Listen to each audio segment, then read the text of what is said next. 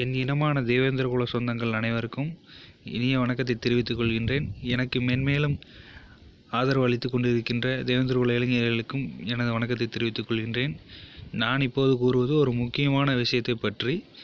காலத்திலிருந்து ஒரு முக்கியமான விஷயம் எல்லா பக்கம் வைரல் ஆகிட்டே இருக்குது. அது என்னன்னு பார்த்தீங்கன்னா, தேவேந்திர குல வேளாளர் பெயர் மாற்றத்துக்கான அரசாணை குறித்து ஒரு குழு அமைக்கப்பட்டிருக்கு. அதை பற்றின விஷயந்தான் நம்ம எல்லா பக்கமும் பார்த்துருப்போம். ஃபேஸ்புக், வாட்ஸ்அப், யூடியூப் நிறைய பக்கம் பார்த்துட்ருப்போம். அதில் இருக்கிற முக்கியமான விஷயம் அதான் என்ன விஷயங்கிறத நம்ம இப்போ தெளிவாக பார்க்க போகிறோம். தமிழக அரசு வெளியிட்ட அறிக்கையில் பார்த்திங்கன்னா, நம்மளோட 6 பிரிவுகள், அதாவது குடும்பர், பல்லர், காலாடி, மூப்பன், பண்ணாடி, தேவேந்திர குலத்தான், இந்த மாதிரி ஒரு 6 பிரிவு இருக்குது பார்த்திங்களா. அந்த 6 பிரிவு டோட்டலாக பெயர் மாற்றம் அப்படின்னு அமைக்கிறதுக்காக ஒரு குழு அமைக்கிறதா சொல்லியிருக்காங்க.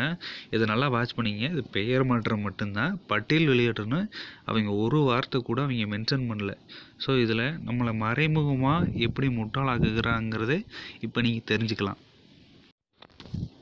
இந்த அறிக்கை பார்த்தீங்கன்னா, 2011 திமுக ஒரு நபர் கமிஷன் அமைத்து நம்மளை ஏமாத்தின மாதிரியே இப்போவும் நம்மளை, அதாவது ஓட்டு வங்கிக்காக நம்மளை ஏமாற்றலான்னு பார்க்குறாங்க.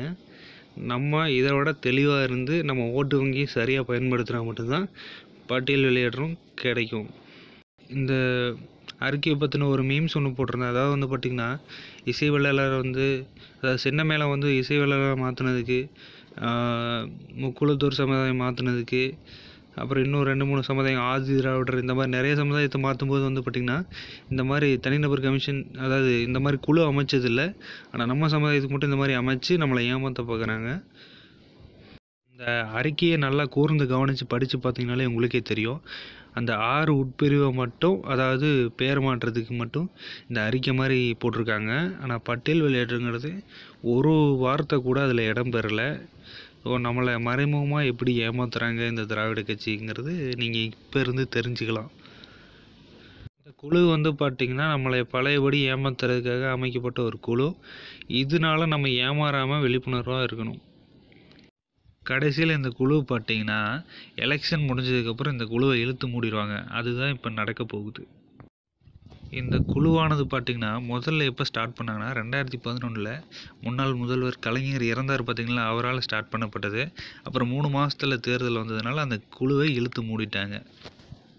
2011க்கு அப்புறம் இந்த குழுவை எப்போ தூசு தட்டி எழுப்புனாங்கன்னு பார்த்திங்கன்னா, 2017 எடப்பாடி பழனிசாமி பதவி ஏற்றினதுக்கப்புறம் சென்னை பல்கலைக்கழகம் சுமதிங்கிற ஒரு மானுடவியலாளர் மூலமாக இதை மறுபடியும் ஸ்டார்ட் பண்ணாங்க.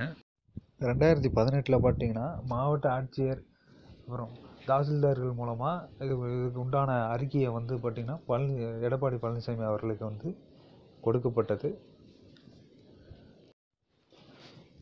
நான் பதிவு செய்த இந்த பதிவு உங்களுக்கு பிடிச்சிருந்தா லைக் பண்ணுங்கள், ஷேர் பண்ணுங்கள், கமெண்ட் பண்ணுங்கள், மறக்காமல் சப்ஸ்கிரைப் பண்ணுங்கள்.